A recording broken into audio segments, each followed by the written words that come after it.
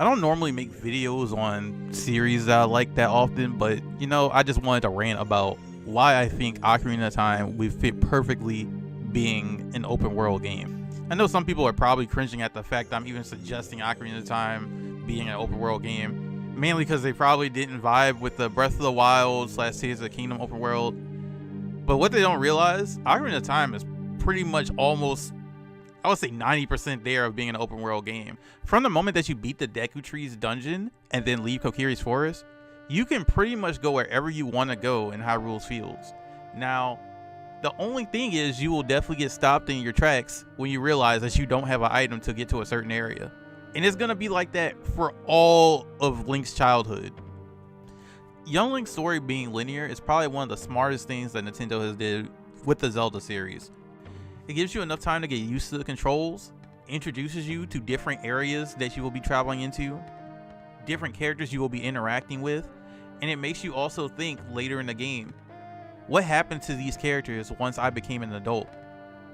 Also, the child dungeons serve as a way to kind of prepare you for the puzzles that you will come across later in the game. Because boy, as soon as you leave the child section of this game, the dungeon difficulty definitely increases.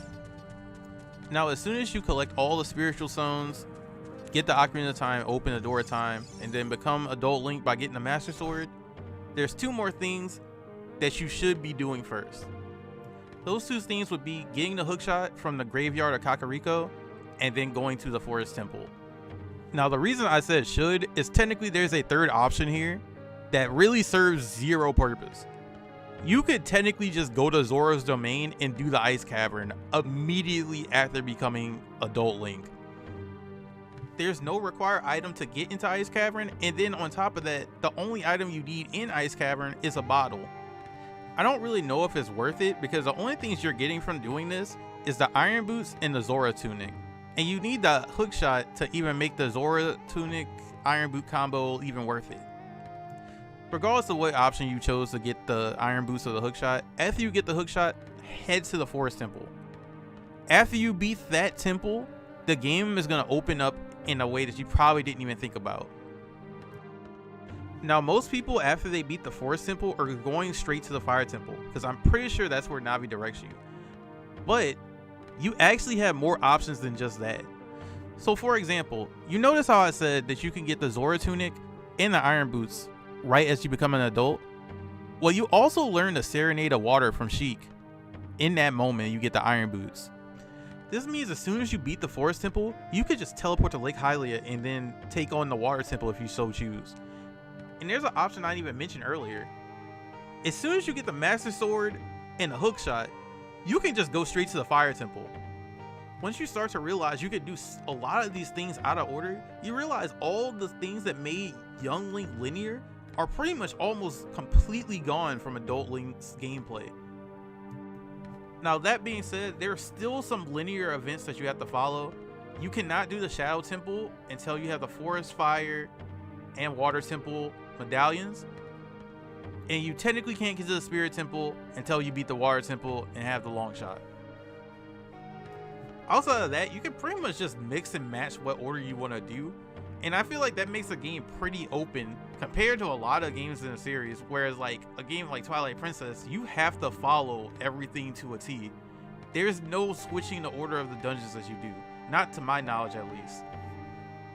So let's just say they do decide to remake Ocarina of Time and they get rid of the loading zones, they expand the world maybe 2 to 3 times the size, and they keep everything else the same. Like everything that would gatekeep you from getting to certain areas early still exists. I honestly believe it can be better than the original. I think myself and many others don't want to see this game get remade and get turned into Breath of the Wild 2.0, Tears of the Kingdom 2.0, but rather just get enhanced and then put into the modern era. Because let's be honest, this game kind of needs to be remade. The closest thing we got to a remake was the 3D remaster for the 3DS, and that's cool and all, but I kind of want to play Zelda on a monitor with better controls and better graphics. They could also use this opportunity to add cut content that they had from the original Ocarina of Time, add more cutscenes if they choose to, and just improve the overall experience of the game. Hey, I appreciate if you listen to me ramble about how adult Link's story is non-linear compared to child Link's, basically, or if you think Zelda should be open world or not. I don't really make these type of videos too often.